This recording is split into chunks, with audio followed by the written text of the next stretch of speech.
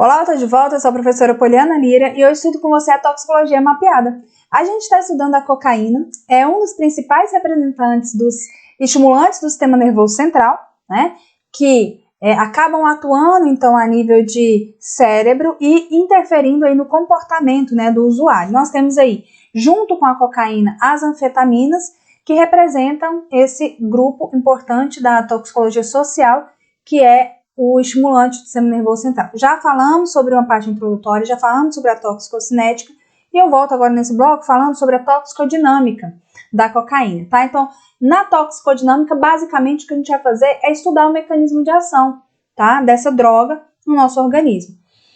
Bom, o que o uso da droga vai promover, vai oferecer para esse usuário?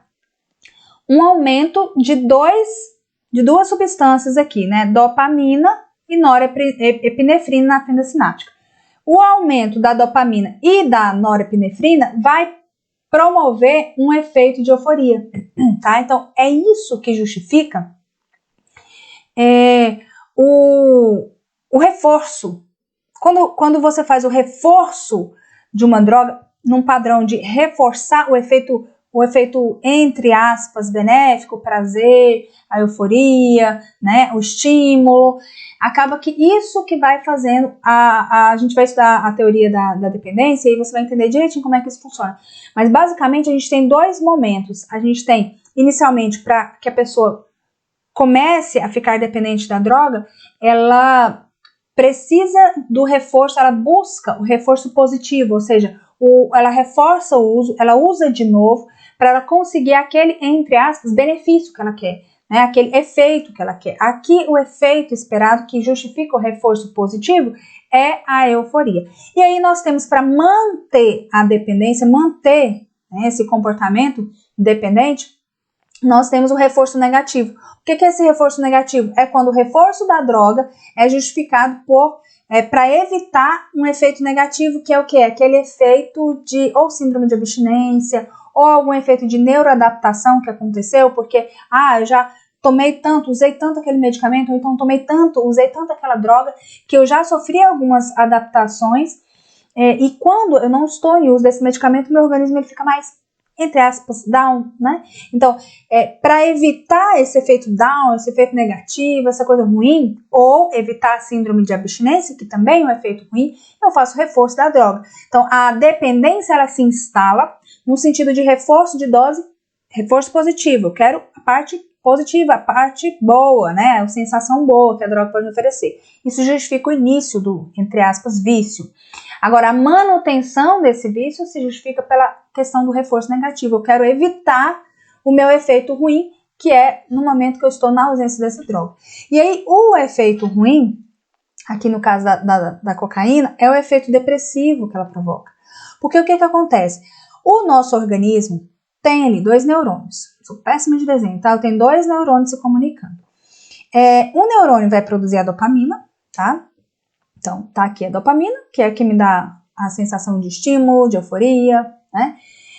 E essa dopamina, ela fica um tempo dando essa sensação, depois ela é recaptada. O que a cocaína faz é inibir essa recaptação da dopamina. Então, assim, ela aumenta a oferta de dopamina na fenda sináptica, que é esse espaço aqui, tá? Então, aumentando a oferta de dopamina na fenda sináptica, o que eu vou ter? Eu vou ter uma sensação de estímulo, uma sensação de euforia prolongada, né? E é isso justamente que justifica o início, a instalação da dependência. É esse reforço no uso para obter a resposta positiva. Agora, o que acontece? Com o uso repetido dessa droga, o meu organismo ele pensa assim, olha, eu tenho tanta dopamina disponível, que eu não vou preocupar em ficar produzindo não esse neurotransmissor. Eu vou me adaptar e eu vou trabalhar menos. Eu vou produzir menos dopamina. Já que eu recebo isso de alguma forma, né, uma substância, ela me deixa usar melhor a minha dopamina. Beleza, então algumas neuroadaptações acontecem no sentido de falar assim, opa, o organismo não precisa preocupar com a dopamina, tá? Não precisa produzir. Então eu passo a produzir menos dopamina do que o normal.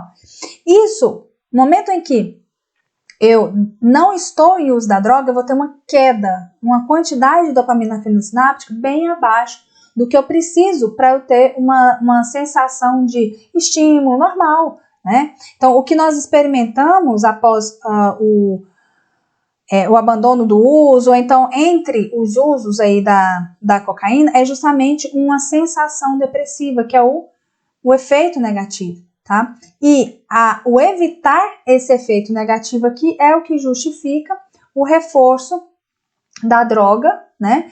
Para que essa droga supra essa necessidade de dopamina e não permita que eu tenha o efeito depressivo. Então, acaba que eu mantenho ali aquele vício, não porque é bom e a cocaína me dá euforia apenas, mas também porque eu preciso para evitar o efeito negativo dessa droga, tá?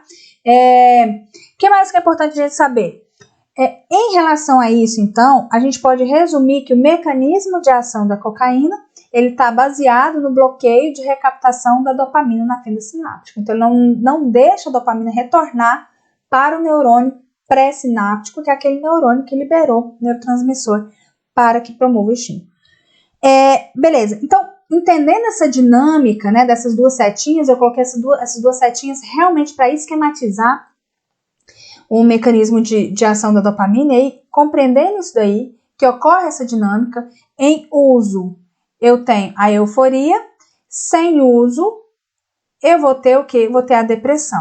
Então, quando eu tenho um uso crônico, né, um uso frequente e a longo prazo dessa droga, eu vou experimentar a redução de noradrenalina, né, de norepinefrina, de forma significativa no cérebro, que é o que a gente chama de mecanismo de autorregulação, tá? Então, é a neuroadaptação que eu falei, como eu tenho a cocaína que vai me ajudar a aproveitar o máximo possível a dopamina que eu tenho, então para que eu vou preocupar? Né? Então, vou me adaptar para produzir menos, justamente isso que acontece. Bom, o que mais que nós precisamos lembrar? Onde que a gente vai encontrar neurônios dopaminérgicos, digamos assim, tá? Neurônios dopaminérgicos vão ser encontrados aqui, ó, na via nigroestrial, é o principal local onde nós temos aí a presença de neurônios dopaminérgicos, responsável por 75% da produção de dopamina. Nós temos a via mesolímbica e mesocortical, né? Que é a famosa via mesolímbico-dopaminérgica, né? Responsável pela sensação de prazer, de bem-estar, quando experimentamos algumas tarefas enfadonhas, né? Então, por que a gente dorme 8 horas? Quem é que, se pudesse escolher, né? Se não recebesse como recompensa o prazer, quem é que ficaria 1/3 da sua vida em cima de uma cama? Acho que ninguém, né? Dormindo. Ninguém ia passar 8 horas da vida, 8 horas do dia dormindo, né? Quem é que ia parar a atividade em determinado momento, sentar e ingerir um monte de alimento? Né? A gente faz isso porque a gente sente prazer. Então, essas atividades que, embora sejam enfadonhas, são mesmo, porque a gente tem que repetir todos os dias da nossa vida. Embora sejam enfadonhas, elas... a gente consegue executar sem cansar, sem desistir. Imagina, desisto de dormir, vou dormir mais não, cansei, durmo todo dia. Desisto de comer, não quero comer mais não, cansei. Por que a gente não tem esse comportamento? Porque a gente recebe como recompensa o prazer. Então, quando eu durmo, quando eu descanso, eu recebo prazer, bem-estar. Né? Quando eu me alimento, eu recebo também sensação de prazer. Então, por quê? Porque essas atividades, elas... A relação sexual, por exemplo, também é um exemplo, né, de necessidades fisiológicas do ser humano, do animal, na verdade, e que só acontecem, as pessoas só não desistem, por quê? Porque sentem prazer em troca, né? Então, ao se alimentar, você sente prazer, por isso você não deixa de se alimentar. E essa alimentação é necessária para a sobrevivência. Então, olha como é interessante, como é tudo arquitetado para funcionar bem. Então, eu sinto prazer, mesmo sendo uma coisa cansativa, que eu tenho que fazer 3, 4, 5 vezes ao dia, né? Que é alimentar. Então, eu sinto prazer, por isso eu me alimento. Esse prazer, ele é justamente disparado pelo sistema mesolímbico dopaminérgico, muitas vezes, que é essa via mesolímbica ou mesocortical, que produz essa dopamina, que é o que me dá prazer na hora que eu vou lá e recebo um prato de merengue, que é meu doce favorito, né? Chego lá, pá, sobremesa, merengue. Chego lá, pá, sobremesa, torta de limão, que delícia. Então, o prazer que eu sinto ao experimentar aquilo ali é justamente efeito da liberação de dopamina na fenda sináptica, tá? E isso acontece na via mesolímbica ou mesocortical.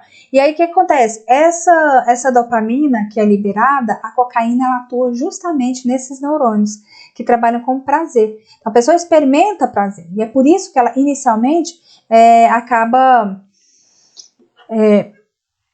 adquirindo, né, a dependência.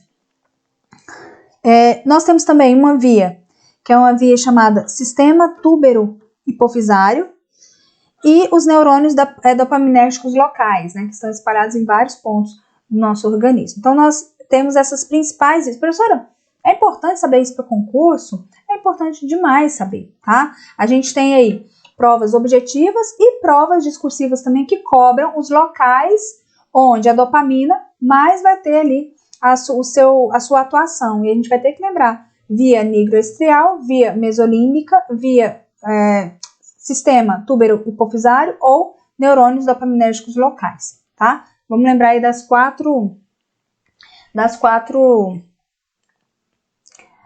locais principais, beleza? Bom, e o que mais que a gente tem aqui?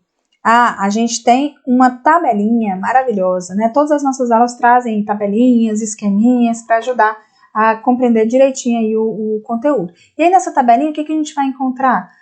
É uma tabelinha que a gente vai encontrar os efeitos gerados pela dopamina em função do local, né, que ela vai interagir com seus receptores, né? Então nós temos aí, ó, se os receptores dopaminérgicos estão no córtex e a cocaína vai atuar ali, né? A dopamina, né? Na verdade, vamos falar da dopamina, vamos nem entrar em cocaína, vamos falar do efeito fisiológico normal da dopamina, tá? Então, a dopamina vai se ligar ao receptor dela no córtex. Qual é a função que eu vou experimentar? Reatividade, eu vou estar mais reativo, vou estar mais humorado, né? Vou ter uma cognição também alterada. Então, quando a dopamina se liga ao córtex, nós vamos ter efeitos na função da reatividade, do humor e da cognição. Quando a dopamina está ligada a receptores presentes no sistema límbico, aí nós vamos ter efeitos na emoção, no comportamento, aquele efeito estereotipado. Quando a dopamina está ligada aos seus receptores no núcleo da base, eu vou ter efeitos motores. Então, eu vou ter reflexos, né, dessa ação da dopamina a nível motor. Se a dopamina se liga a receptores presentes no hipotálamo, nós vamos ter impacto no controle autônomo e também no controle endócrino. E, por fim, se a dopamina estiver presente e se ligando aos seus receptores da hipófise, nós vamos ter também impacto no controle endócrino, tá? Então, dependendo de onde a dopamina está se ligando ao seu receptor, nós vamos ter efeitos diferentes. Consequentemente, a cocaína, como ela faz uma potencialização, né, da dopamina, porque ela inibe a recaptação da dopamina, acaba que o local onde ela agir, né, é onde nós vamos ter ali aqueles efeitos esperados, beleza? Ainda dentro da toxicodinâmica, a gente precisa falar dos efeitos ruins, porque se a gente ficar aqui falando, justificando que só os efeitos prazerosos, né, da droga, acaba que a gente nem entende por que ela é uma droga proibida. E por que ela é uma droga proibida? Além da capacidade absurda que ela tem de provocar a dependência e a tolerância, a cocaína ela também tem a capacidade de produzir cardiotoxicidade, tá? Por quê? Porque existe um sinergismo entre a ação simpatomimética, né, provocada aí pela dopamina, e a ação anestésica, provocada pelo bloqueio dos canais de sódio. Então, o que vai acontecer? Com menos sódio disponível, eu vou ter uma menor condução do impulso nervoso, e com menos condução do impulso nervoso, a norepinefrina vai gerar a taquicardia, que vai gerar a fibrilação ventricular. Então, nós temos aí duas coisas que estão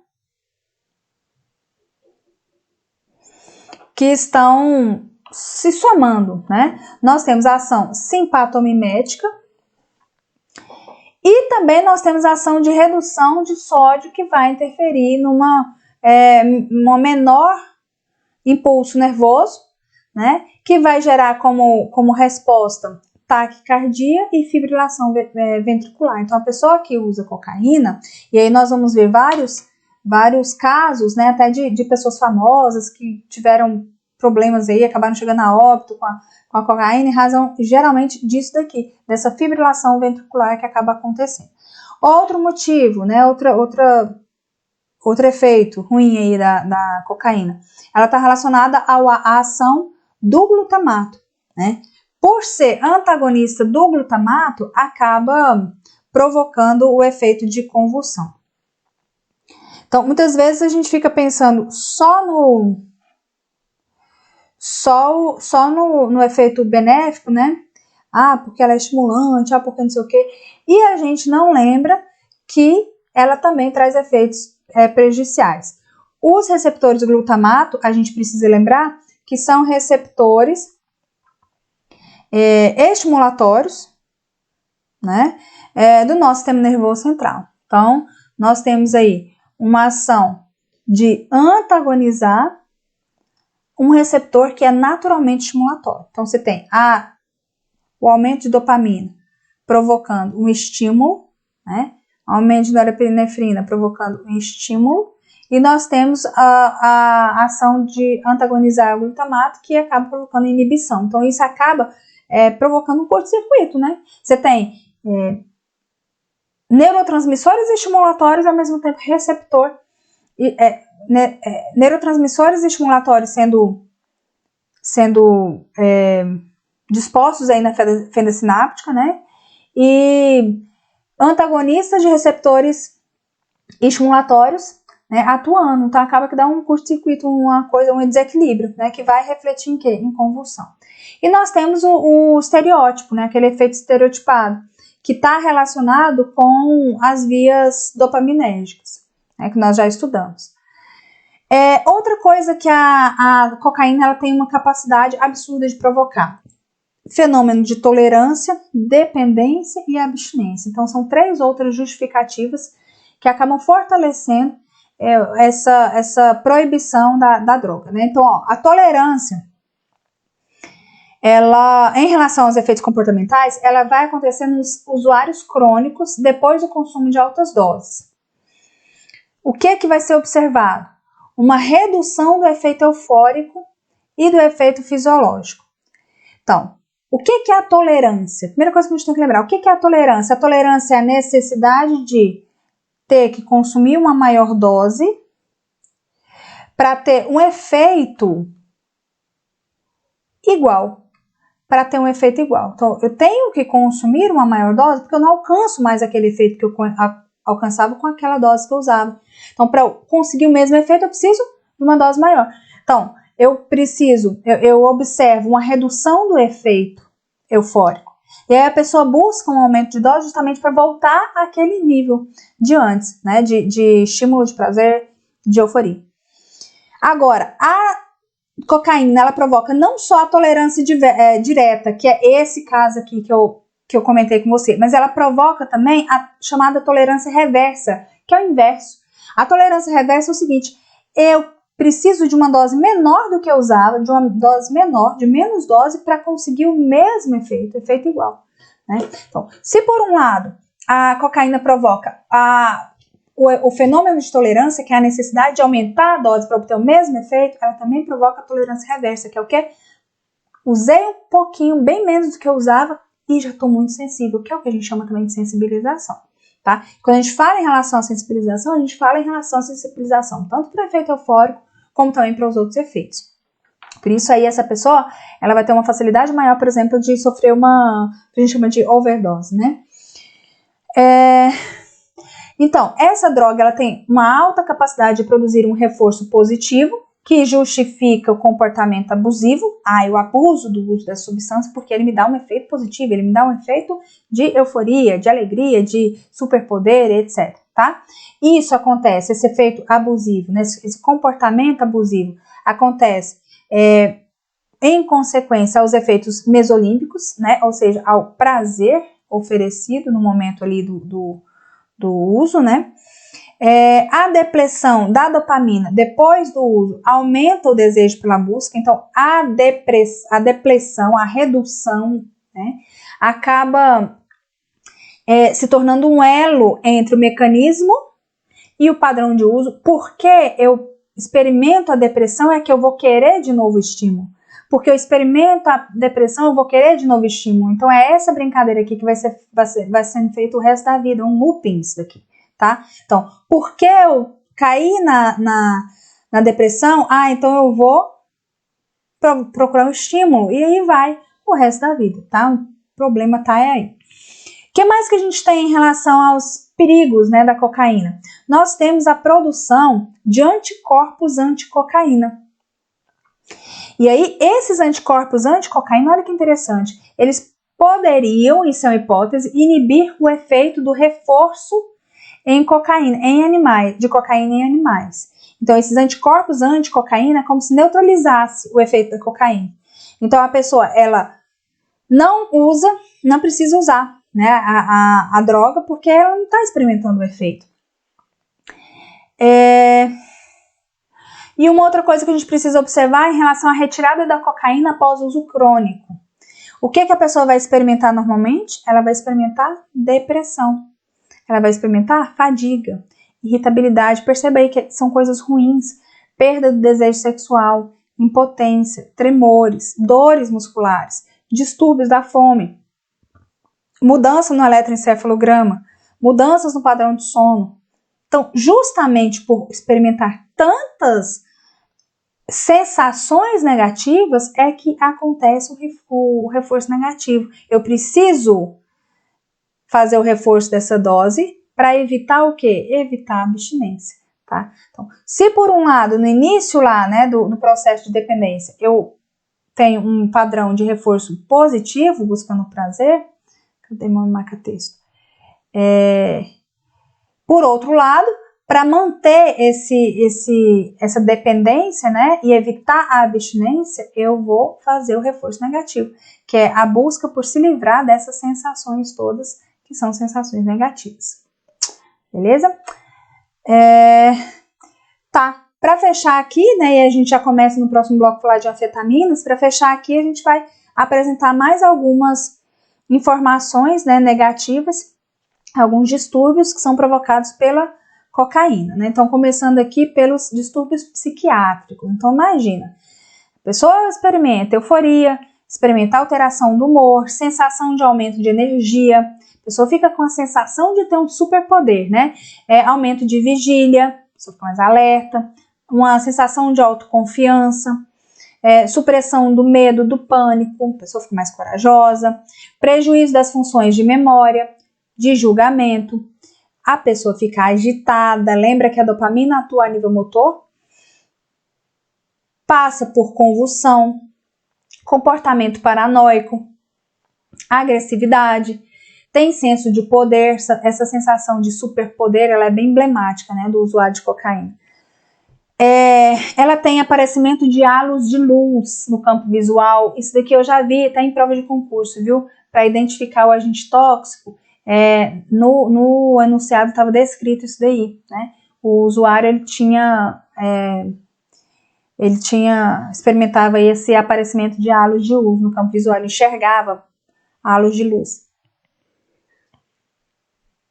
O que mais? Manifestações auditivas, ou seja, alucinação auditiva, alucinação psicótica, visual mesmo, que podem levar a comportamento suicida, comportamento homicida, alucinação táctil, que é aquela sensação como se tivesse um inseto, né, caminhando ali na pele da pessoa. Então, essa é a alucinação táctil, né? Que mais? depressão e esquizofrenia. Uma coisa que eu preciso falar da cocaína, apesar dela dela provocar esses efeitos psiquiátricos e muitas vezes distúrbios visuais, auditivos, ela não se encaixa como um alucinógeno, tá? Ela pode provocar alucinação? Pode. É um efeito que ela pode, mas que nem sempre provoca, tá bom? Eu já vi prova afirmando que a cocaína, ela é um alucinógeno. Não. Apesar dela poder produzir uma alucinação, ela é classificada como uma droga estimulatória, tá bom? O que mais? Efeitos, distúrbios cardiovasculares, isso daqui super justificam, né, o risco da cocaína. São independentes da via de exposição, então não importa se é fumada, se é injetada, se é inalada. Vai acontecer aumento da pressão sistólica, aumento da frequência cardíaca, uma sobrecarga cardíaca pela vasoconstrição periférica, aumento da resistência vascular coronariana, reduzindo o aporte de sangue para o miocárdio. Ela vai ter taquicardia, fibrilação, parada cardíaca, ação por coagulante, por aumento da agregação plaquetária, e relacionada à via intravenosa, né, especificamente a via intravenosa, ela pode provocar miocardite, cardiomiopatia e endocardite, ou seja, prejudique muito o sistema cardiovascular, tá bom? Por fim, aqui nós temos os efeitos hepáticos, que vai produzir basicamente necrose hepática, ou seja, péssimo, né? Um péssimo efeito aí. E os efeitos respiratórios, né? Você vai ter ali uma hiperemia relativa à mucosa nasal, então vai ficar mais um tecido ali mais quente, né? E aumento da temperatura, ela acaba demonstrando um processo inflamatório. A rinite também é um efeito, né, desse padrão de uso cheirado da cocaína. Deposição de adulterantes nos seios etimoidais. Então, todos aqueles adulterantes, solventes orgânicos fortíssimos, solução de bateria, pó de vidro, né, todos aqueles adulterantes acabam se depositando ali, né, nos seios etimoidais do crânio, né, provocando sinusite. E os famosos pulmões de crack, né, que são caracterizados pelo fumante, né, de crack, que vai aparecer como uma bronquiolite obstrutiva, infiltrados e granulomas pulmonares, é um padrão de imagem, né, que acaba aparecendo ali no exame, rinorré, de líquido pleural e fibrose pulmonar, se no caso o adulterante for talco, porque o talco ele é muito fino, né, e acaba provocando aí essa fibrose pulmonar característica. Beleza? Bom, com isso a gente chega, né, ao fim de mais um bloco e ao fim do estudo de cocaína, beleza? A partir do próximo bloco eu vou abordar o segundo grupo que representa os estimulantes do sistema nervoso central, que são os anfetamínicos. Eu espero você. Até mais. Tchau, tchau.